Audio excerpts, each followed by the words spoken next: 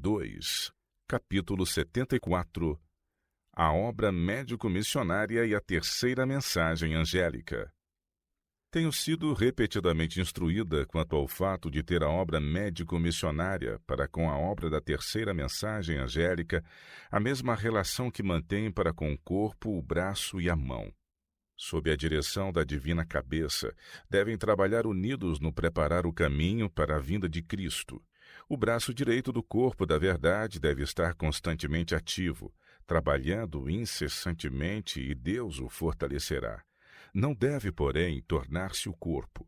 Ao mesmo tempo que o corpo não deve dizer ao braço, não tenho necessidade de ti. 1 Coríntios 12, verso 21. O corpo necessita do braço a fim de fazer obra ativa e intensiva. Ambos têm seu trabalho designado, e ambos sofrerão grande prejuízo caso operem independentemente um do outro. A obra de pregar a terceira mensagem angélica não tem sido considerada por alguns como Deus designa que seja. Tem sido olhada como trabalho inferior, quando deve ocupar lugar importante entre os instrumentos humanos na salvação do homem. O espírito dos homens deve ser atraído para as Escrituras como o meio mais eficaz na salvação de almas, e o ministério da palavra é a grande força educacional para produzir tal resultado.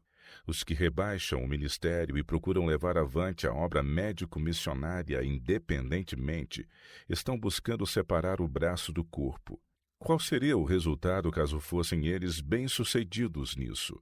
Veríamos braços e mãos voando de um lado para outro, dispensando meios, sem ser dirigidos pela cabeça. O trabalho tornar-se-ia desproporcionado e carecido de equilíbrio.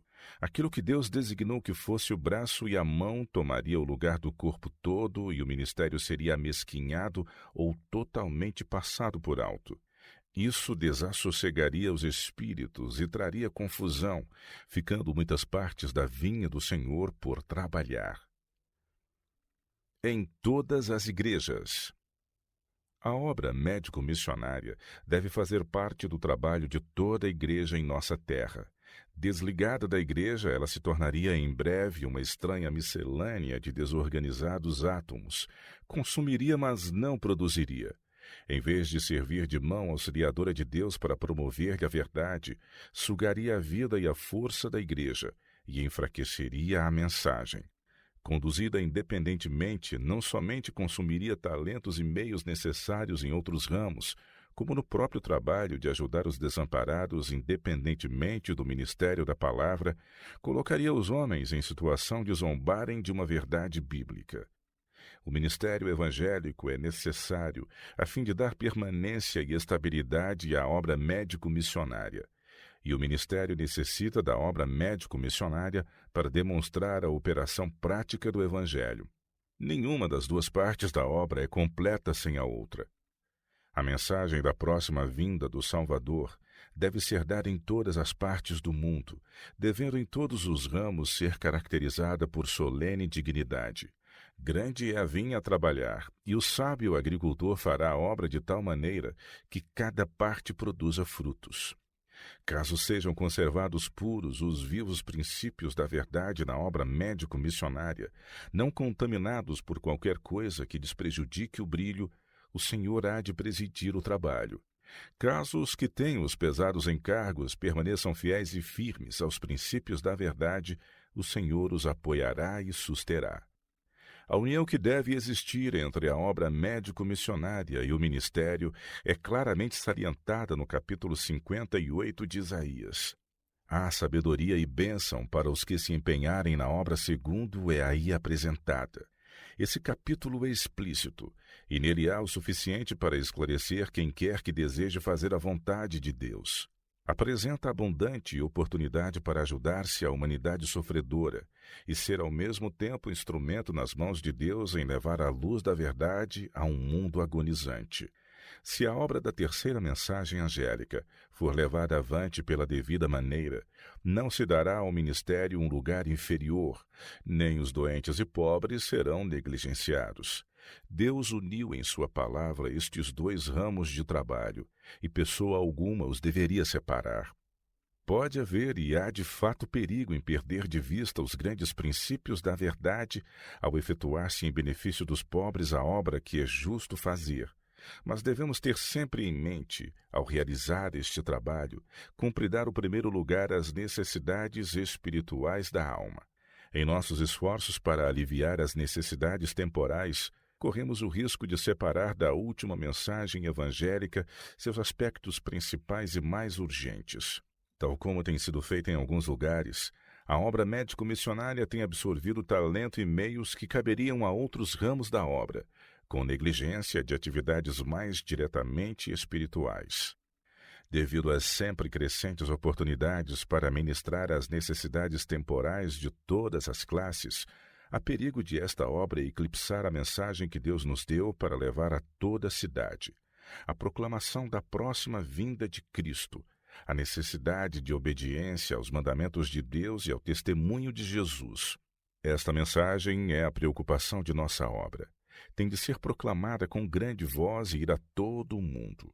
Tanto no campo nacional como nos estrangeiros, a apresentação dos princípios da saúde precisa estar unida com ela e não ser independente dela ou tomar-lhe de qualquer maneira o lugar.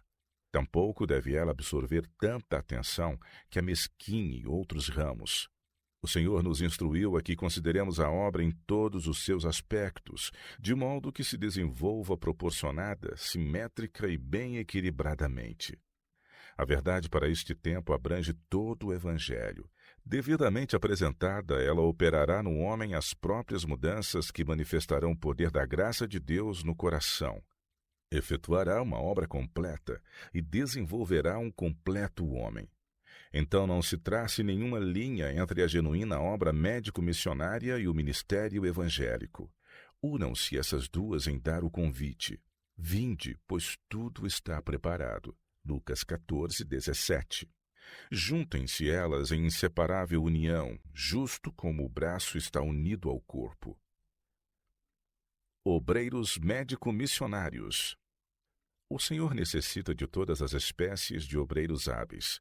E Ele mesmo deu uns para apóstolos, e outros para profetas, e outros para evangelistas, e outros para pastores e doutores, querendo o aperfeiçoamento dos santos para a obra do ministério, para a edificação do corpo de Cristo, até que todos cheguemos à unidade da fé e ao conhecimento do Filho de Deus, a varão perfeito, à medida da estatura completa de Cristo.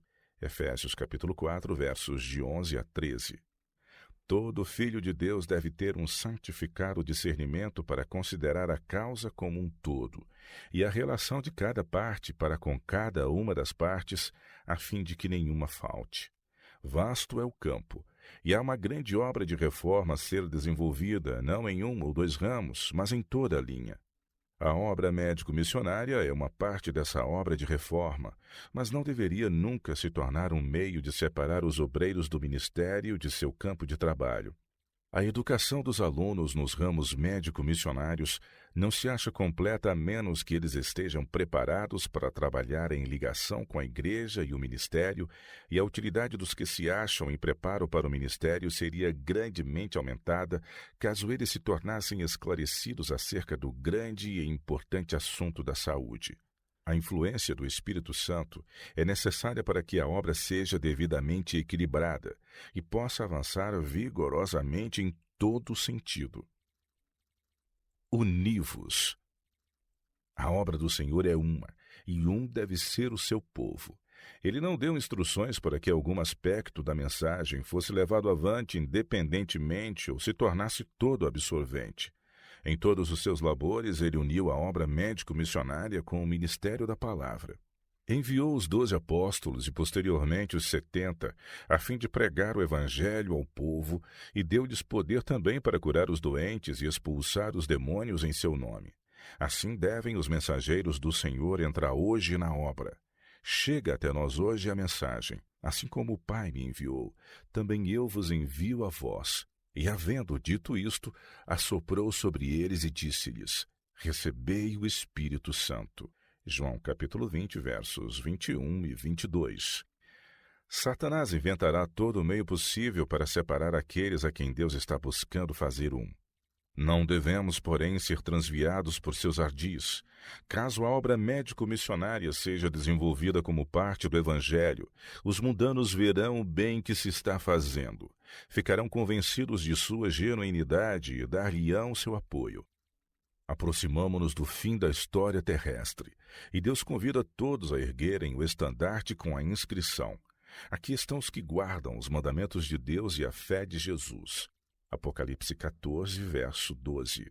Convida seu povo a trabalhar em perfeita harmonia. Convida os que se acham empenhados na obra médico-missionária a se unirem com o ministério. Convida o ministério a cooperar com os obreiros médico-missionários e convida a igreja a cumprir o dever que lhe é designado, mantendo o alto padrão da verdadeira reforma em seu território, permitindo que os obreiros preparados e experientes avancem para novos campos. Palavra alguma deve ser proferida para desanimar ninguém, pois isto entristece o coração de Cristo e agrada grandemente o adversário. Todos precisam ser batizados com o Espírito Santo. Todos se devem refrear quanto a fazer censuras e observações pejorativas e aproximem-se de Cristo, a fim de apreciarem as pesadas responsabilidades que os coobreiros dele têm sobre os ombros. Univos, univos, são as palavras de nosso divino instrutor. União é força, desunião é fraqueza e derrota. Em nosso trabalho em prol dos pobres e desafortunados, precisaremos guardar-nos de maneira que não assumamos responsabilidades para as quais não somos capazes. Antes de adotar planos e métodos que exijam grande dispêndio de meios, cumpre-nos considerar se eles trazem a aprovação divina. Deus não sanciona a promoção de um ramo da obra sem consideração para com os outros. É seu desígnio que a obra médico-missionária prepare o caminho para a apresentação da salvadora verdade para este tempo, a proclamação da terceira mensagem angélica.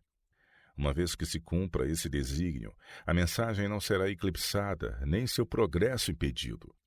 Não são numerosas instituições, grandes edifícios ou larga ostentação o que Deus requer, mas a ação harmoniosa de um povo peculiar, um povo escolhido por Deus e precioso. Cada um deve ficar em seu quinhão e lugar, pensando, falando e agindo em harmonia e com o Espírito de Deus. Então, e não antes, será a obra um todo completo, simétrico. A obra médico-missionária deve ser para a obra da igreja o que o braço direito é para o corpo. O terceiro anjo sai proclamando os mandamentos de Deus e a fé de Jesus. A obra médico-missionária é o Evangelho na prática. Todos os ramos da obra devem misturar-se harmonicamente no estender o convite. Vem, pois tudo está preparado. Testemunhos seletos